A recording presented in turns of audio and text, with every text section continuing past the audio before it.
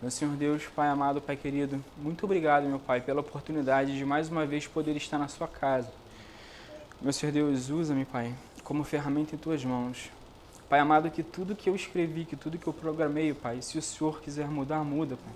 Se tudo que eu tiver que falar aqui tiver treinado antes, se tiver que ser diferente, muda, Pai, em nome de Jesus. Mas usa a minha vida. Que eu possa estar abrindo a boca aqui falando da Tua vontade. E que Teu Espírito Santo possa estar me usando e tocando no coração dos meus irmãos.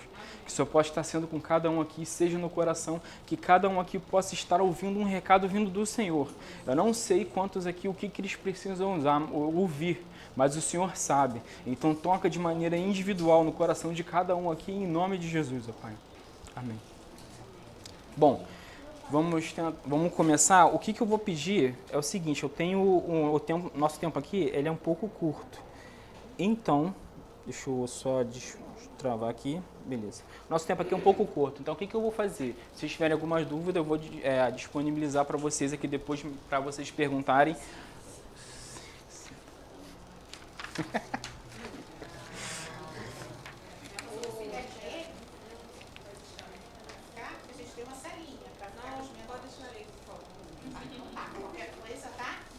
Então, vamos lá. Todos os textos aqui que nós vamos ler, todas as referências tem no texto que eu estou disponibilizando. Só que devido à questão de tempo, se a gente for abrir todos os textos, a gente não vai conseguir finalizar dentro do tempo que a gente tem. Então eu vou pedir para todos os irmãos abrirem e marcarem em João capítulo 13 e nós vamos ler no final. Vai ser João capítulo 13 e aí depois no final que nós vamos ler, só que as referências vão aparecendo, eu vou ler para vocês todas as referências, mas aqui nós vamos abrir aqui juntos, vai ser João, capítulo 13. Então, vamos que vamos. Meus irmãos, toda vez que a gente fala, quando me foi proposto esse tema de seguir passos, eu já comecei primeiro com uma ideia diferente do que seria, tentar analisar o que é seguir passos. Então eu fui pensando e eu vi que seguir, quando a gente segue alguém, a gente tem contato visual com aquela pessoa. Toda vez que muitas vezes a gente já viu em filmes, aqueles filmes que os caras saem correndo, aí entra dentro do carro e aponta, siga aquele táxi, e o cara entra no táxi, sai dirigindo pela rua igual um doido, mas ele está seguindo alguém que ele está vendo. Para você seguir alguém, você tem que ter contato facial com o seu alvo. Você está seguindo alguém, você está vendo aquela pessoa, por mais que não seja de perto, mas você está de longe seguindo aquela pessoa. Quando nós estamos seguindo os passos de alguém, já é um pouco mais diferente, porque subentende que a pessoa já não mais está ali. A pessoa esteve ali. Então a pessoa passou por aquele local, só que no momento ela não está ali. Então a gente tem que tentar identificar os rastros dessa pessoa para seguir. E aí eu volto em outros filmes também, onde tem uma pessoa na floresta e vai falando, não, a pessoa vai vir, depois a pessoa vai seguir a gente. E a pessoa vai fazendo marcas nas árvores, vai amarrando pedaços de tecido nas árvores para deixar marcas. São rastros que a pessoa vai deixar. Esses rastros, eles vão servir para outras pessoas seguirem aquela pessoa, porque ela não vai estar mais ali, mas você vai seguir os passos daquela pessoa. Hoje a nossa proposta é identificar os rastros que Jesus nos deixou para que nós consigamos seguir os passos dele. O que Jesus queria que nós aprendêssemos nesse percurso? Tem uma situação muito interessante que eu costumo muito dizer, que mais importante do que o destino que a gente chega, às vezes, mais importante do que o nosso destino é a jornada, é o percurso que você vai, porque você sabe que você tem que chegar até o local, só que o percurso que você tem que fazer até lá, isso te traz o aprendizagem.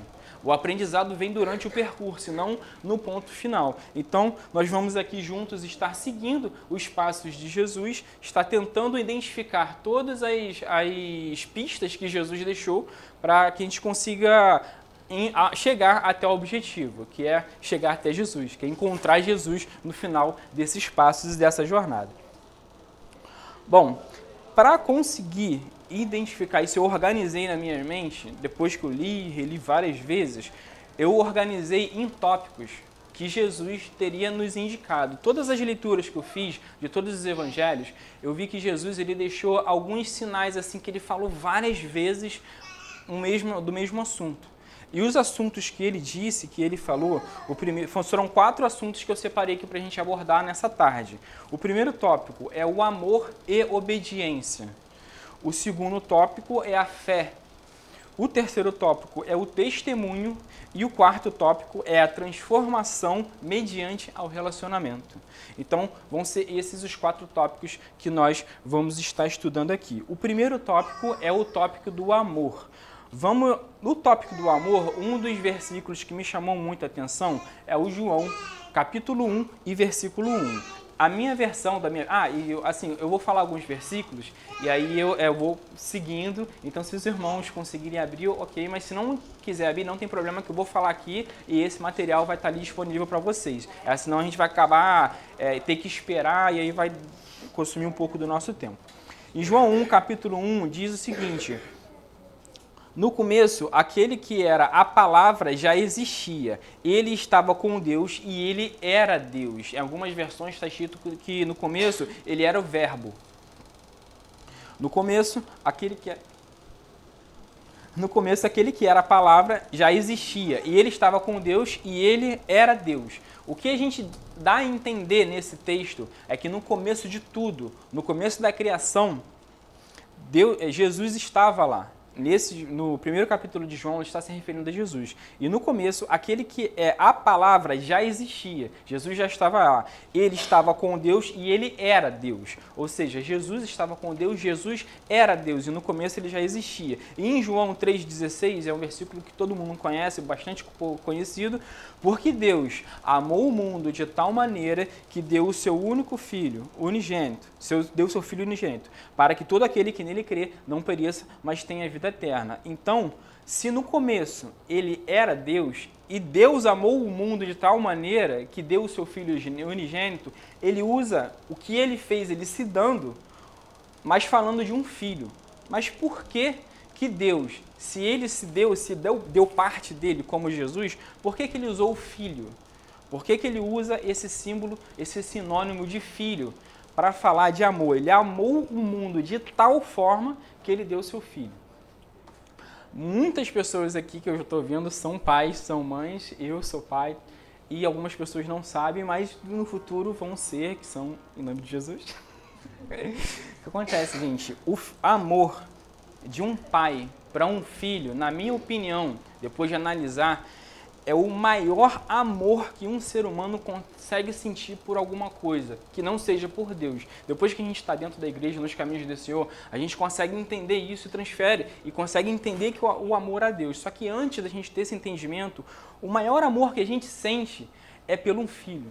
Não tem palavras para descrever o amor que a gente sente pelo nosso filho. Porque o nosso filho, a primeira coisa que nós olhamos para o nosso filho, você vê parte da sua fisionomia e parte da fisionomia da sua esposa.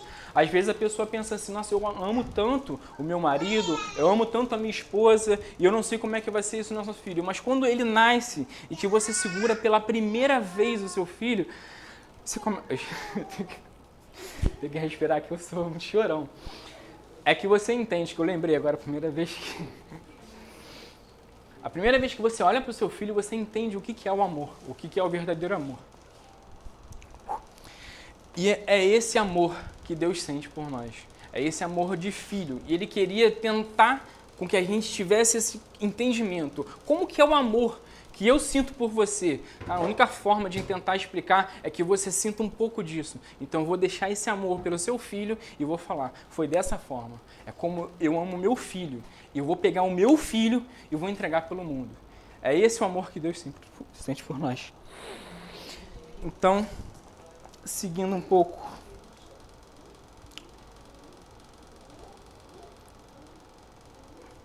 Além disso, Jesus, para testificar nesse texto, nesse tópico, vão ser vários versículos que vão falar sobre o tópico principal, que é o amor.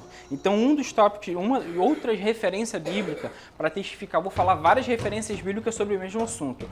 A outra referência bíblica que nós temos é em João 13, capítulo 13, versículo 34 e 35. Ele diz o seguinte: eu lhe dou este novo mandamento, amem uns aos outros, assim como eu os amei. amem também uns aos outros. Ele está falando com os seus discípulos. E no 35 ele fala o seguinte: se tiverem amor uns pelos outros, todos saberão que são meus discípulos. Então, olha só, Jesus, ele fala, se você realmente amar a outra pessoa, os de fora vão olhar e vão falar, caramba, olha o amor que esse cara sente. Esse cara é discípulo de Jesus. Jesus, ele deixou como marca, como testificação, que para você ser reconhecido como discípulo dele, a primeira coisa, a primeira característica, a primeira pista de seguir os rastros dele é o amor. E se você tiver amor, aí você vai ser reconhecido como um discípulo de Jesus. Só que quando a gente ama muito alguém, ou quando a gente ama muito uma causa, a gente obedece. A obediência, ela vem pelo amor. Por isso que eu ia fazer 5 tópicos, mas depois eu vi, a obediência, ela está totalmente ligada com o amor. Porque, por exemplo, eu obedeço o direcionamento do meu pastor, mas eu obedeço porque eu amo o meu pastor. Eu obedeço o direcionamento que os meus líderes, que a igreja dá, mas porque eu amo a igreja. E quando minha esposa pede alguma coisa, poxa, faz isso aqui para mim, eu faço porque eu amo a minha esposa. Então, a obediência, ela vem através do amor, é uma consequência. Quando você ama, você consegue obedecer. Às vezes, numa situação que a pessoa manda você fazer, você faz de cara emburrada, você não quer fazer aquilo, é porque você não sente amor pela pessoa que está te pedindo aquilo. Mas quando você ama, a obediência é uma consequência. E aí, em João 1, no versículo 14, ele diz: o verbo se fez carne e habitou entre nós. Deus, ele queria que Jesus viesse à Terra e passasse por tudo aquilo que o ser humano passaria. E ele fez isso por obediência. Imagina só, Jesus sendo soberano, sendo Deus, com toda a soberania, com todo o poder que ele tem, se transformar num ser humano. O ser humano, ele é uma das criaturas que tem o filhote mais fraco e mais indefeso de toda a natureza. Se você for pegar todos os animais que estão na natureza, todos os animais eles conseguem andar e se alimentar em um curto período de tempo. Às vezes tem animais que ele nasce, assim que ele nasce ele já fica em pé e já vai andando. A alimentação às vezes depende um pouco da mãe, mas logo ele consegue se alimentar. O filhote do ser humano, para conseguir se alimentar sozinho, demora anos. Para conseguir andar, demora 1 ano e pouco, 2 anos, para conseguir começar a comer sozinho. Então, olha quanto indefeso é um filhote de ser humano e o que Jesus, sendo soberano do universo, teve que se rebaixar para se transformar nisso por nós, por amor a nós. E ele faz isso... Eu já ia dar um spoiler do próximo coisa. Calma. Respira. E ele faz isso, meus irmãos, ele se rebaixa do ponto de ser Deus, ser soberano e ser um mero filhote de ser humano, um mero mortal com todas as deficiências, para que no futuro ele pudesse chegar nas palavras dele e falar em João 13, 33, partes B: no mundo tereis aflições, mas tende bom ânimo, eu venci o mundo. Ele sabe qual é a dificuldade que você tem.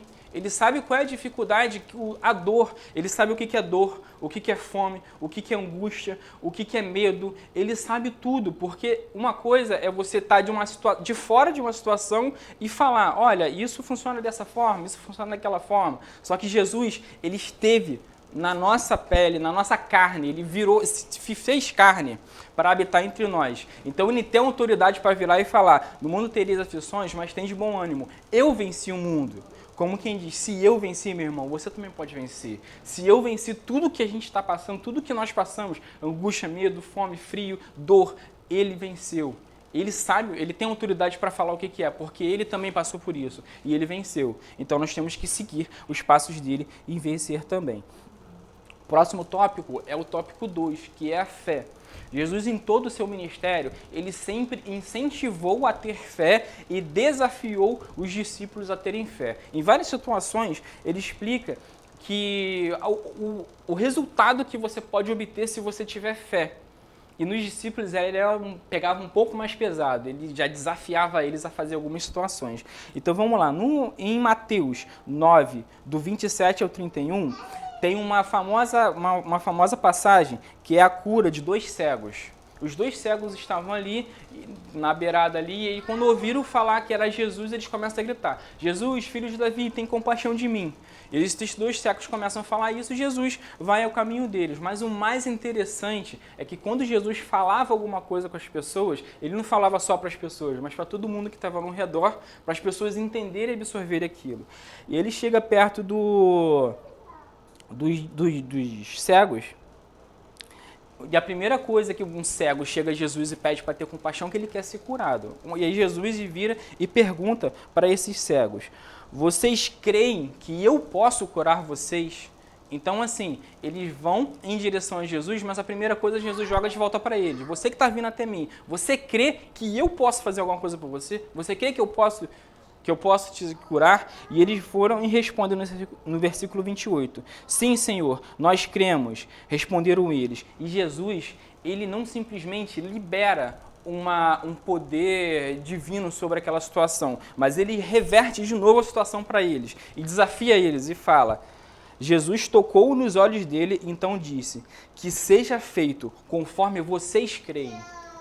Imagina se aqueles homens, no fundo do coração deles, eles não tivessem fé que Jesus podia curar eles.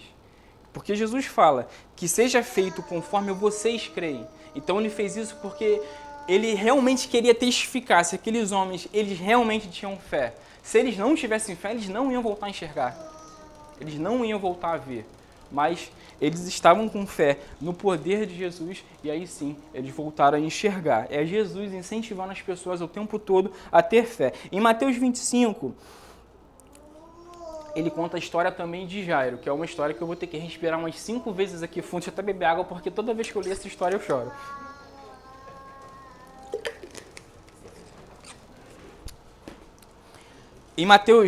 Na história de Jairo.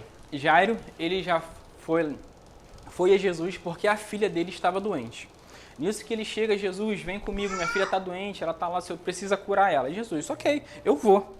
E aí, uma boa observação que o nosso líder Diógenes fez em uma das pregações dele no culto jovem, ou foi no culto da igreja, é que quando Jesus estava indo para curar Jairo, acontece toda aquela história da mulher do fluxo de sangue. E você imagina Jesus lá naquela história, uma multidão apertando ele, e a mulher de fluxo de sangue se esticando, tocando na barra das vestes, e Jairo está lá. E aí, Jesus? Né? O Jairo estava lá esperando. Nesse período aconteceu no meio. E aí toda aquela situação com certeza deve estar um tanto quanto impaciente.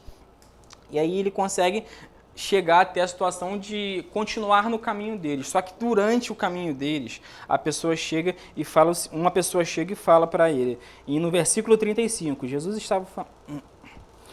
ainda estava falando quando chegaram alguns empregados da casa de Jairo e disseram: Jairo, a menina já morreu, não aborreça mais o seu mestre. Imagina alguém chegar para você e falar: sua filha morreu. Eu não imagino a dor que deve ser isso. Jesus, ele chega e fala, eu acho que a palavra, uma das frases mais lindas que Jesus já falou. Ele entra na frente do homem, olha para Jairo e fala: Jairo, não tenha medo, tenha fé.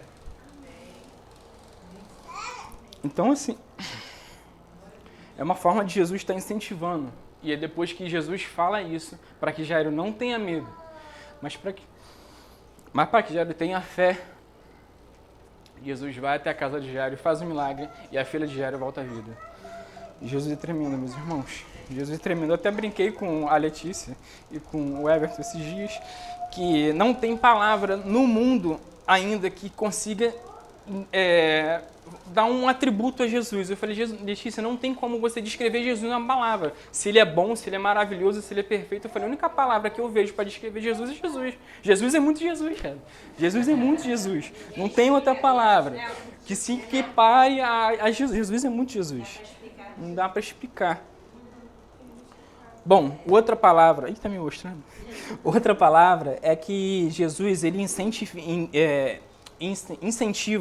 os discípulos também é no centurião romano. O centurião romano ele dá assim uma aula de fé mediante aos discípulos ali de Jesus. O centurião romano ele chega acontece a seguinte situação, bem parecido com Jairo. Ele chega, só que não era um filho, era uma pessoa que trabalhava na casa dele. Ele chega para Jesus e fala: Jesus, tem uma pessoa que está muito doente na minha casa. Jesus já devia estar acostumado das pessoas chegarem assim: Jesus, vem aqui curar alguém. Jesus, é para ir? Vamos lá. Só que aí o Jairo chega e fala: não, Jesus, não precisa nem ir. Olha o tamanho da fé do centurião romano. Que eu falei, Jairo, olha o tamanho da fé do centurião romano. Não, Senhor, eu não mereço que o Senhor entre na minha casa. Dê somente uma ordem. Dê somente uma ordem e o meu empregado ficará bom. Ele não falava: Senhor, da onde o Senhor estiver, eu tenho fé que da onde o Senhor estiver, é só o Senhor falar, está curado, e pronto, ele vai estar curado.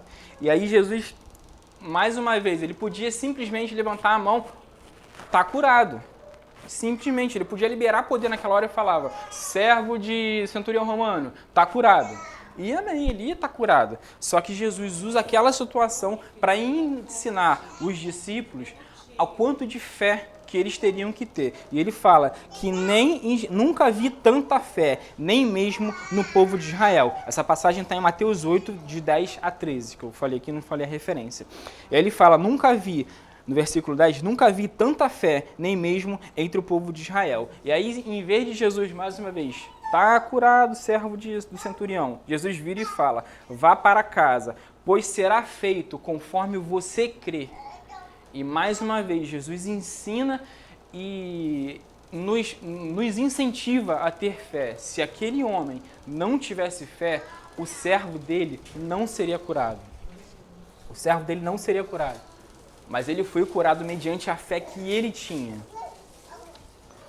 Jesus, muitas das vezes, ele incentiva os discípulos de forma mais incisiva a ter fé. Uma das situações que me chamou muita atenção, e é uma passagem que eu gosto muito, foi na passagem que todo mundo conhece, na multiplicação dos pães.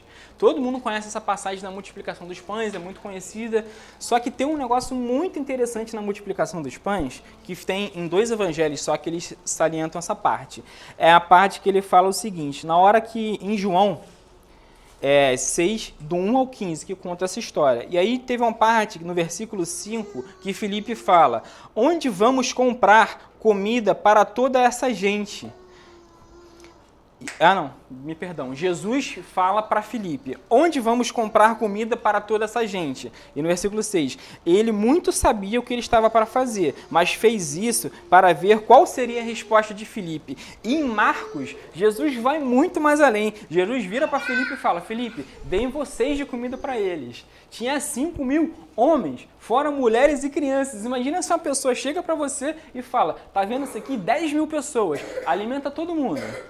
O que você ia falar? A fé que Jesus queria que eles tivessem, queria incentivando para eles tivessem essa fé. Porque Jesus muito sabia o que ele ia fazer. Ele já sabia o milagre que ele ia operar.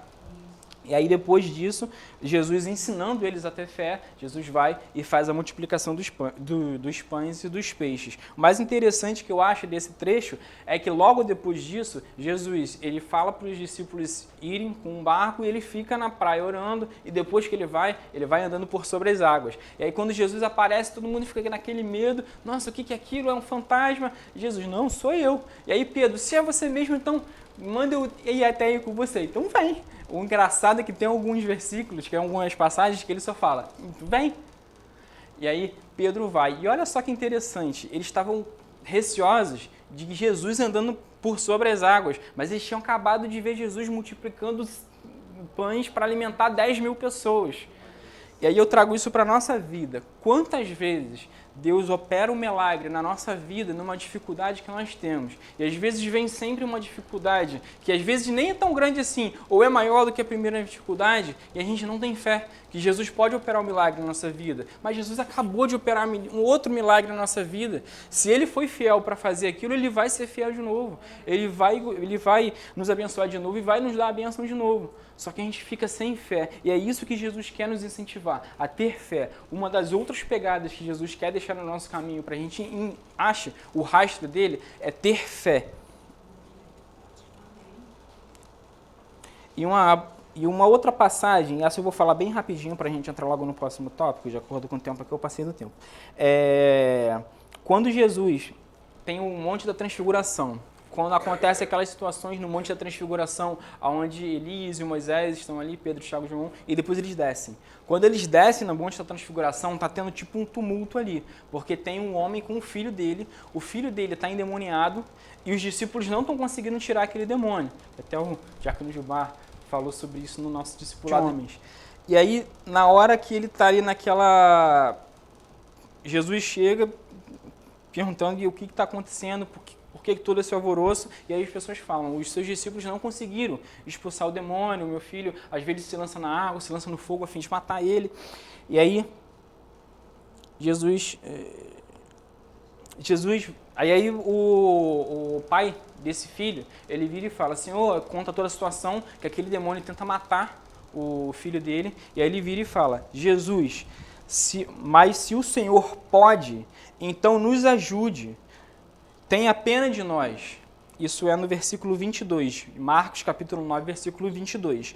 Mas se o Senhor pode, então nos ajude, tenha pena de nós. Nessa hora, Jesus podia falar o seguinte, se eu posso, eu sou Jesus, eu posso tudo, eu ando em cima das águas, eu multiplico os pães, eu sou Jesus, eu posso fazer o que eu quiser, eu posso expulsar o demônio, eu posso fazer o que eu quiser. Em vez de Jesus intensificar a glória dele, falar do poder dele, Jesus vira e fala, respondeu, mas se eu posso, aí a resposta é que a gente fica totalmente bambo das pernas.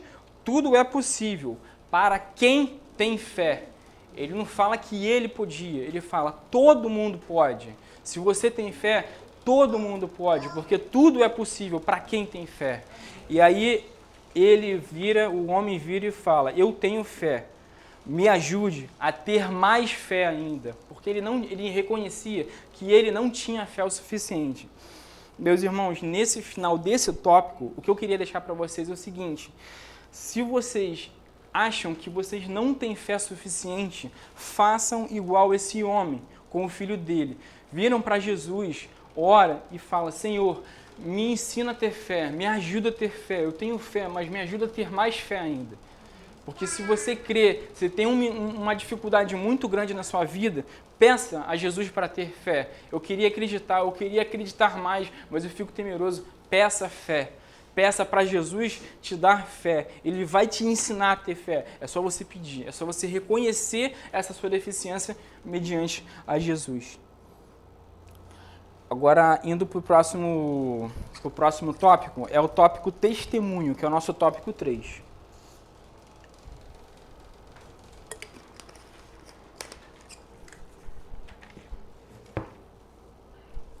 Bom, do testemunho, Jesus ele faz o seguinte, ele quer nos ensinar com o testemunho que tudo que ele fala para nós fazermos, ele já fez. É esse que é o tipo de testemunho de Jesus, para a pessoa não falar aquela velha famosa frase que as pessoas no mundo, que a gente ouve no mundo. Ah, quem está de fora é fácil falar, você não está vivendo a situação, mas Jesus, ele nos ensina, porque ele primeiro passa a situação e depois ele ensina. Ensina que ele tem autoridade para falar aquilo, porque ele já passou por aquilo. Uma das coisas que ele fala, logo no início, que a gente tem o entendimento que nós já falamos sobre esse tópico no tópico do amor, é em João 1, versículo 14. E o verbo se fez carne e habitou entre nós, cheio de graça e de verdade. E vimos a sua glória, glória como a do unigênito do Pai. E aí depois... Ou seja, ele é Deus, Senhor, soberano, e ainda assim ele se humilha sendo um homem. Mas por que ele se humilha para ser um homem? Para ele poder passar dor, como eu falei, frio, fome. Esse que era o spoiler que eu ia falar para vocês, que eu falei antes. Para ele poder passar dor, frio, fome, medo, angústia, tudo que nós passamos, sentimento de traição, tudo que nós já passamos nessa vida, Jesus já passou para ele poder falar. No mundo tereis aflições, mas tem de bom ânimo. Eu venci o mundo. Isso tudo ele fala para ele nos consolando, falando, meu filho, eu sei, é difícil, é pesado, eu sei como é que é, eu sei como você se sente, eu venci o mundo. Eu já tive na sua pele, eu já tive sentindo o que você sente. Eu venci o mundo, eu sei o que você está sentindo. Então, o primeiro testemunho que Jesus dá para nossas vidas é que ele sabe como nós nos sentimos porque ele já foi homem. Ele já foi carne, ele já sentiu tudo que a gente sente. Então ele dá o testemunho sendo o primeiro e depois ensinando. É por isso que em Atos 1, versículo 1, a gente estudando, a gente que lê, conhecendo minimamente a Bíblia, a gente vê ali que em Mateus, Marcos, Lucas e João contam as histórias de Jesus. E aí no final, Jesus morre e começa Atos, que é onde começa a história dos apóstolos testificando a respeito de Jesus. E qual é a primeira coisa que um apóstolo fala a respeito de Jesus? Prezado Teófilo, no primeiro livro que escrevi, contei tudo o que Jesus fez e ensinou. Ele primeiro fala que Jesus fez e depois ensinou. Eu li esse versículo em várias versões diferentes, tanto traduções em português, em outros idiomas, em grego, usando o tradutor. Todas as versões tem primeiro a palavra fazer e depois tem o verbo ensinar. Ele primeiro fez e depois ele ensina. Dos estudos que eu fiz, que eu achei mais assim, impactante, foi esse estudo do testemunho. Porque no estudo do testemunho, quando a gente pega, por exemplo, uma grande fonte de ensino que nós temos na Bíblia, é o Sermão do Monte. E o Sermão do Monte começa com as bem-aventuranças. As bem-aventuranças, se não me engano, são 8 bem-aventuranças. E de todas as bem-aventuranças, se você for pegar o que Jesus ensina, tem algum versículo dentro dos evangelhos que ele faz o que ele está ensinando. De todas as bem-aventuranças. Se você for pegar uma por uma, devido ao nosso tempo aqui, eu só trouxe 2 bem-aventuranças. Só que nesse texto aqui tem todas as bem-aventuranças, todas as 8 com o que Jesus fala e o que Jesus ensina. E depois que eu terminei esse estudo, o que eu fiz aqui, trouxe para vocês hoje, foi o resumo. E depois que eu fiquei, nossa, tá muito grande. E depois de um tempo que eu continuei lendo, o Senhor foi me dando mais referências ainda no Antigo Testamento. De tudo que está no Sermão do Monte, também tem referências no Antigo Testamento, Deus ensinando o que teria a ser feito. Eu vou falar da segunda bem-aventurança e da terceira bem-aventurança. A segunda bem-aventurança, ele fala, felizes são os que choram, pois Deus os consola. Bem-aventurados são os que choram, pois Deus o consola. Esse versículo impactou muito meu coração, porque quando uma pessoa, um amigo seu, um familiar, seja qual for a pessoa, ela está chorando, ela está triste, geralmente está chorando porque está triste, o que é natural do ser humano? Poxa, não fica triste não chora não, é o que a gente sempre fala. Criança está chorando, poxa, não chora não. Seu amigo está chorando, sua amiga está chorando, poxa, não chora não. Só que Jesus ele fala, bem-aventurados são os que choram. E ele testifica isso. Quando Jesus, no capítulo 11, versículo 33 e 35, é a passagem onde Lázaro havia morrido. E Lázaro é muito amigo de Jesus, só que Lázaro já havia morrido. Nesse ponto que Lázaro morreu, Jesus, Maria chama ele para ir até Lázaro.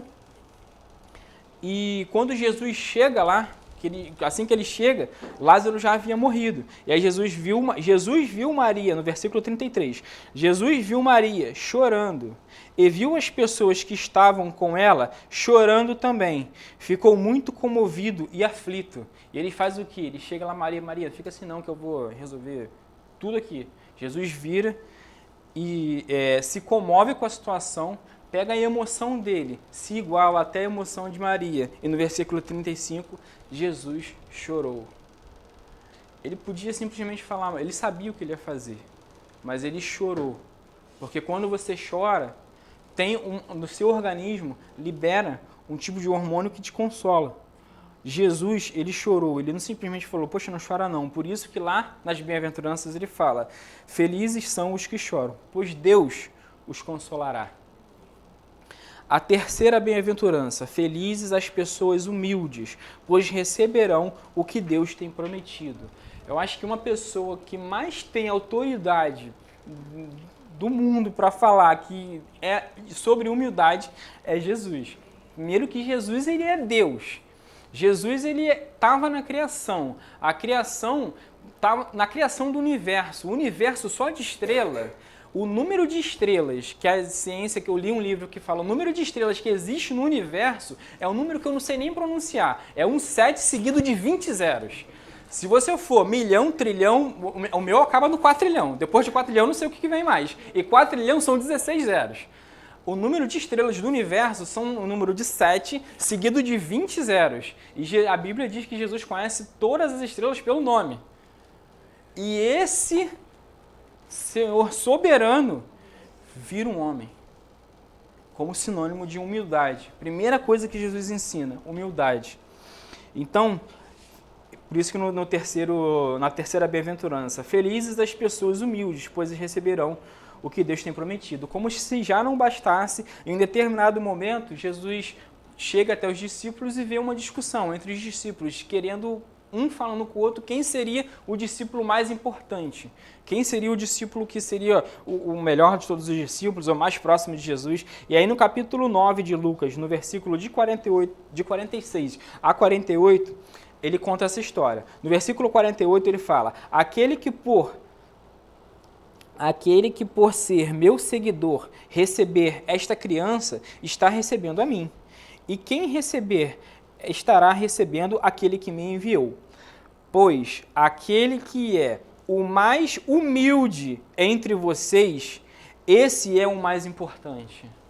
Então, Jesus, não só a vida dele é um exemplo de humildade, ele ainda ensina os discípulos, que crianças queriam chegar até Jesus, os discípulos estavam pedindo, ele fala, o mais importante é quem? É o mais humilde dentre vocês, esse é o mais importante. E tem um outro também que eu não vou dar spoiler para vocês, mas um grande exemplo de humildade está na cerimônia do lava-pés, que ele lava todos os pés dos discípulos, e eu não vou falar muito porque senão vou dando spoiler para o final.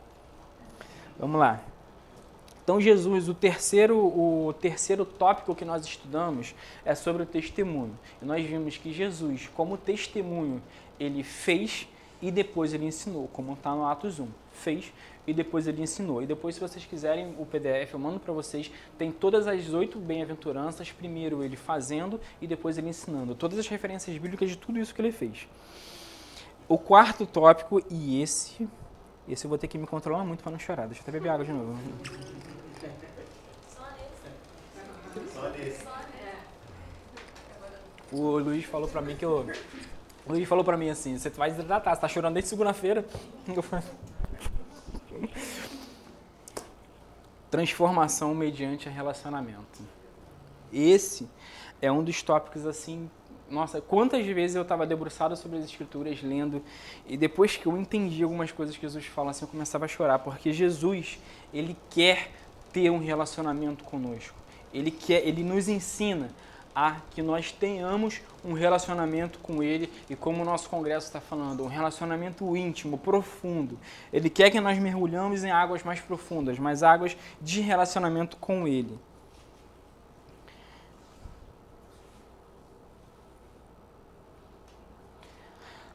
Bom, a primeira parte do relacionamento, e esse foi um dos, como eu falei, todos os tópicos eu chorei pra caramba. Esse aqui foi muito impactante.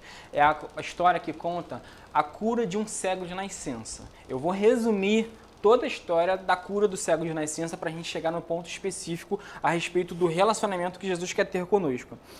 O cego estava lá, cego de nascença, e aí ele vira, pede para Jesus o curar. Jesus vai, aquela famosa cura, que ele cospe no chão, faz lama, passa nos olhos do cego, pede para ele se lavar o rosto no tanque de Siloé. Ele chega lá, lava o rosto e enxerga. Só que ele não tinha visto Jesus, porque era cego, ele só enxergou depois que ele lavou o rosto. Jesus já tinha saído. Ok, primeiro ponto importante nessa história, Jesus curou o cego. Depois disso, era sábado. E não poderia ser feito cura nenhuma no sábado. E aí os fariseus chamam esse cego e começam a interrogar, fazendo perguntas, porque o que acontecia? Eles não poderiam reconhecer, devido à religião deles, devido à crença deles, que Jesus era Messias. Só que ninguém nunca tinha ouvido falar de alguém que curou um cego de nascença. E aí estava naquilo. Como é que a gente vai falar isso? Porque ele é um cego de nascença. Nunca se ouviu falar. Então os próprios fariseus já começaram a ficar Como é que a gente vai rebater isso? Ele é cego de nascença, ele foi curado. Chama os pais dele para ver se ele é cego de nascença mesmo. Os pais vieram. Quando os pais vieram, você não está vendo? Ah, mas ele é cego. É seu filho? É. Era cego? Era. Mas como é que ele está enxergando? Não sei. Está enxergando. Se vocês forem ler, está em João 9.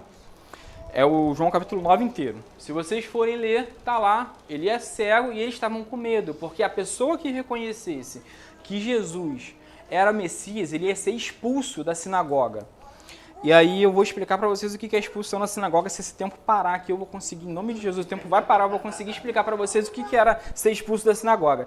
E Jesus, ele começa a...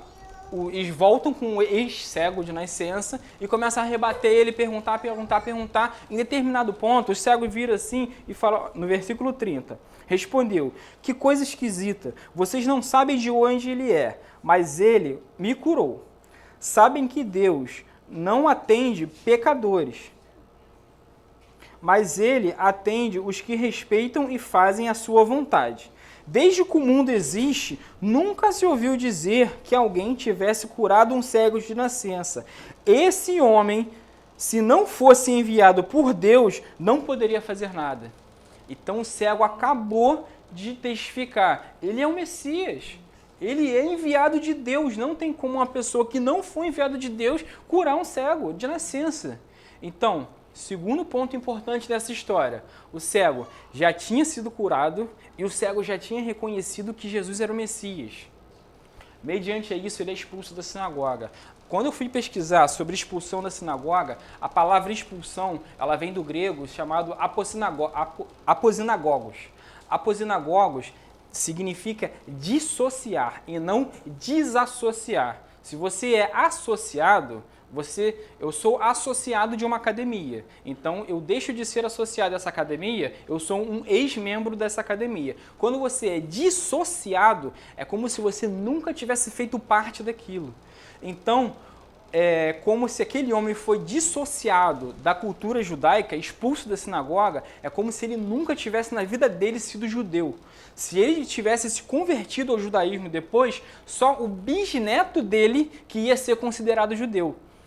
E a questão de comércio, a questão de relacionamento com o mundo judaico naquela época, só se relacionava bem com o judeu. Judeu só se relacionava com o judeu, não se relacionava com o ateu.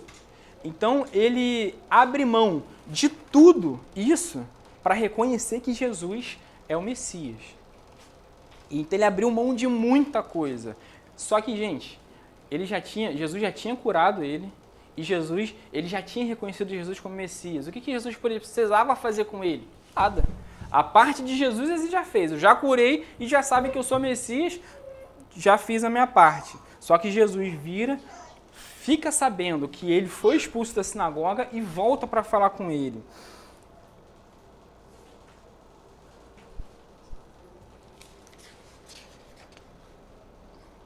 Jesus ficou sabendo que tinha sido expulso, que expulsaram um homem da sinagoga. Foi procurá-lo e quando o encontrou, perguntou, você crê no Filho do Homem?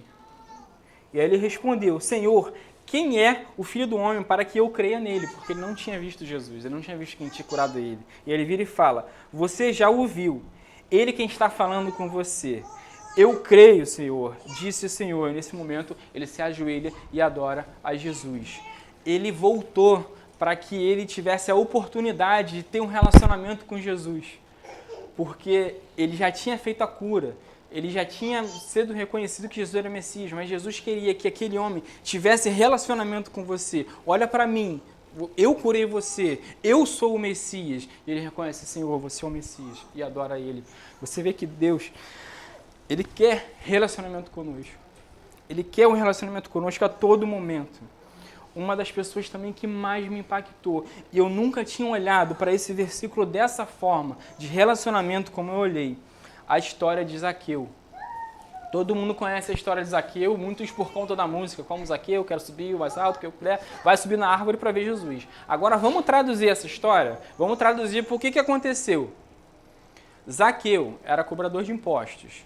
Zaqueu não estava doente, não era cego, não era leproso. Zaqueu não tinha ninguém da família dele ruim. Zaqueu não era pobre. Zaqueu não tinha nenhuma necessidade. Mas Zaqueu tinha ouvido falar de Jesus.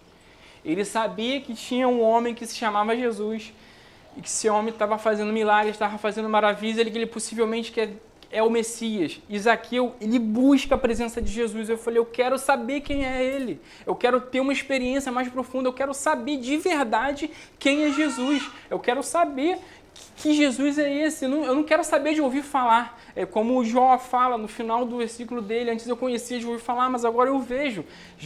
Zaqueu, eu quero ver, eu quero saber quem é Jesus. E ele, num esforço tremendo, porque ele era de baixa estatura, ele sobe na árvore e naquele intuito, eu quero saber quem é Jesus. Jesus olha, reconhece e fala, Zaqueu, desce, porque hoje eu vou entrar na tua casa.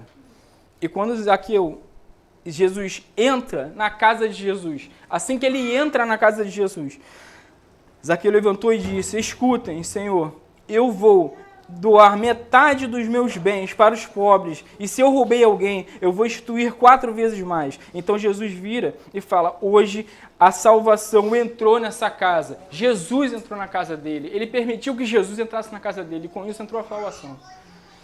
Jesus, ele transformou a vida, porque ele buscou. Zaqueu buscou a Jesus. A partir do momento eu quero buscar, eu quero me relacionar. Jesus fala que ele ia se hospedar para jantar na casa dele. É relacionamento. Ele ia passar a noite, ele ia conversar, ele ia jantar. Chamem Jesus para a casa de vocês. Chamem Jesus para a casa de vocês. Permita que Jesus entre na casa de vocês. Permitam que Jesus entre no coração de vocês, porque quando ele entrar, ele vai fazer a transformação. Ele vai fazer a transformação. No versículo 3 do capítulo 20, Jesus, ele vira outro cenário que se fala. No capítulo 3 de Apocalipse, fala da história da igreja de Laodiceia. A igreja de Laodiceia, meus irmãos, é a igreja morna.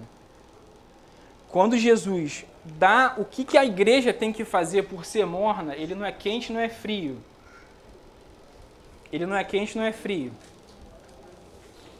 Ele não é quente, não é frio. Mas Jesus, ele dá ele vira para a igreja de Laodiceia e fala, tá, como é que eu faço para restaurar isso tudo? Jesus vira e fala o seguinte, escutem, eu bato na porta. Se alguém ouvir e abrir a porta, eu entrarei e juntos nós jantaremos. Relacionamento. Jesus sempre fala sobre relacionamento. Mais uma vez, assim como ele falou com Jesus, assim como ele falou com Zaqueu. Se deixar Jesus entrar na porta de vocês, na casa de vocês, vai haver a transformação. Agora, por conta do tempo, eu vou ter que correr um pouco, porque o que eu vou falar no final é muito importante. Essa conclusão, ela é muito importante. Eu vou aproveitar que nosso irmão Daniel está aqui, já vou passar o bastão para ele. Lembra que vocês abriram lá em João capítulo 13? Daniel, lê para mim João capítulo 13 até o versículo 20, do 1 ao 20. Do 1 ao 20? Quer em inglês ou português? Não, em português. Faltava somente um dia para a festa da Páscoa. Jesus sabia que tinha chegado a hora de deixar esse mundo e ir para o Pai. Ele sempre havia amado os seus que estavam neste mundo e os amou até o fim. Jesus e seus discípulos estavam jantando. O diabo já havia posto na cabeça de Judas, filho de Simão Iscariote, a ideia de trair Jesus. Jesus sabia que o Pai lhe tinha dado todo o poder e sabia também que tinha vindo de Deus e ia para Deus. Então se levantou, tirou a sua capa, pegou uma toalha e amarrou na cintura. Em seguida, pôs água numa bacia e começou a lavar os pés dos discípulos e enxugá-los com a toalha. Quando chegou perto de Simão Pedro, este lhe perguntou, vai lavar os meus pés, Senhor? Jesus respondeu, agora você não entende o que estou fazendo, porém mais tarde vai entender. O Senhor nunca lavará os meus pés, disse Pedro. Se eu não lavar, você não será mais meu discípulo, respondeu Jesus. Então, Senhor, não lava somente os meus pés, lava também as minhas mãos, a minha cabeça, pediu Simão Pedro. Aí Jesus disse, quem já tomou banho já está completamente limpo e precisa lavar somente os pés. Vocês todos estão limpos, isto é, todos menos um. Jesus sabia quem era o traidor. Foi por isso que disse, todos menos um. Depois de lavar os pés dos seus discípulos, Jesus vestiu de novo a capa, sentou-se outra vez à mesa e perguntou, vocês entenderam o que eu fiz? Vocês me chamam de mestre e de senhor, e tem razão, pois eu sou mesmo. Se eu, o senhor e mestre, lavei os pés de vocês, então vocês devem lavar os pés uns dos outros, pois eu dei o exemplo, para que vocês façam o que eu fiz.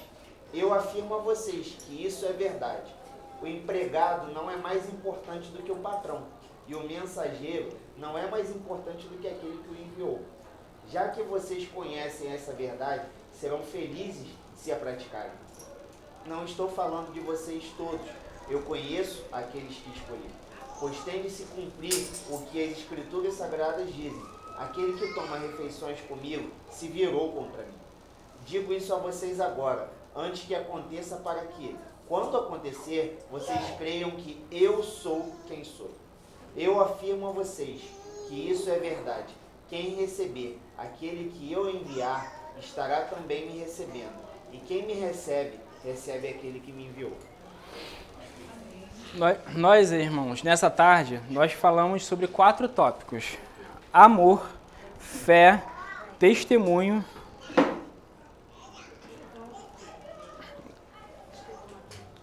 Nós falamos sobre amor, fé, testemunho e transformação mediante relacionamento. Nesse pequeno trecho de Bíblia, nesse pequeno trecho das Escrituras, tem tanta riqueza que Jesus, nesse texto, ele fala assim, é a última semana são os últimos momentos de vida de Jesus aqui.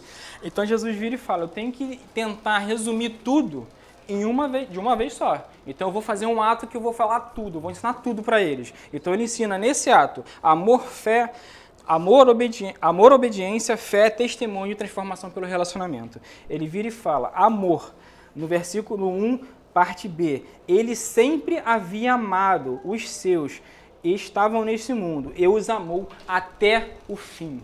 Ele ensina a respeito de amor, como a gente tinha havido falado, em resumo sobre o amor. A obediência. Jesus sabia que tinha chegado a hora de deixar esse mundo. A obediência de Jesus a Deus. Ele sabia que estava na hora dele deixar esse mundo. O testemunho. Se eu sou o Senhor, mestre, lavei os pés de vocês, então vocês devem lavar os pés uns dos outros, pois eu dei o exemplo para que vocês façam o que eu fiz. Jesus testifica o terceiro tópico que a gente falou. E no quarto tópico, o relacionamento. Jesus estava jantando.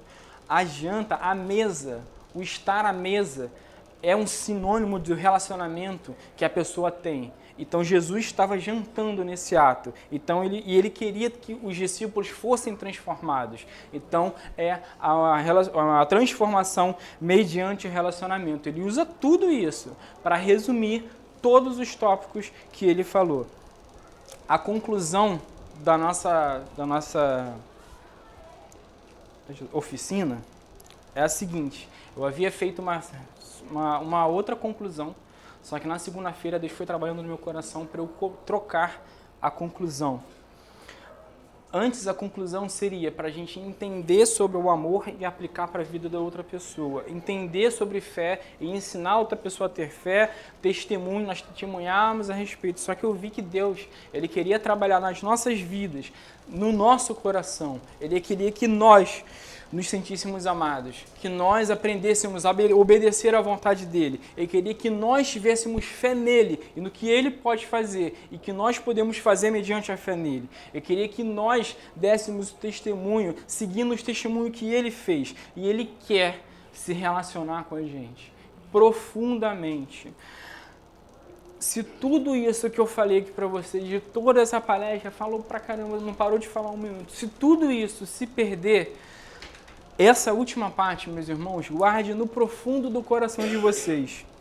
A palavra de Deus diz em João, capítulo 14, versículo 6, Jesus respondeu, eu sou o caminho, a verdade e a vida, e ninguém vem ao Pai senão por mim. E no versículo 8 de João, conhecereis a verdade, e a verdade vos libertará. Conhecer Jesus é libertador, independente do que você está passando, independente do seu coração. Às vezes a libertação não é algo que está te prendendo, algo que, mas eu já estou dentro da igreja, eu já aceitei Jesus. Mas às vezes a libertação que você precisa é de algo que prende você para você não se entregar o seu coração por completo a Jesus. Então entrega o seu coração por completo para Jesus. Entrega tudo que você tem para Jesus. Conhecer Jesus é libertador. Conhecereis a verdade, e a verdade vos libertará. Conheçam cada vez mais Jesus. E como que é isso? Tendo relacionamento. Como que nós temos relacionamento com Jesus? É orando e lendo a Bíblia. Dediquem tempo de qualidade. Quando a gente tem um melhor amigo nosso, a gente não ganha a amizade falando e dando tchauzinho. Amizade é relacionamento. Você tem que falar, ouvir. E é isso que Jesus quer que a gente faça. Fale com Ele orando, ouça Ele lendo a palavra de Deus. Dedique tempo de qualidade. A amizade é tempo de qualidade. Relacionamento é tempo de qualidade. E Jesus quer que você dê tempo de qualidade para Ele. Conhecereis a verdade vos libertará. Jesus é a verdade. Conhecer Jesus é libertador. Amém, meus irmãos? Me perdoem pelo nervosismo, por estar chorando, mas eu creio que era isso que Deus queria que eu falasse com vocês hoje.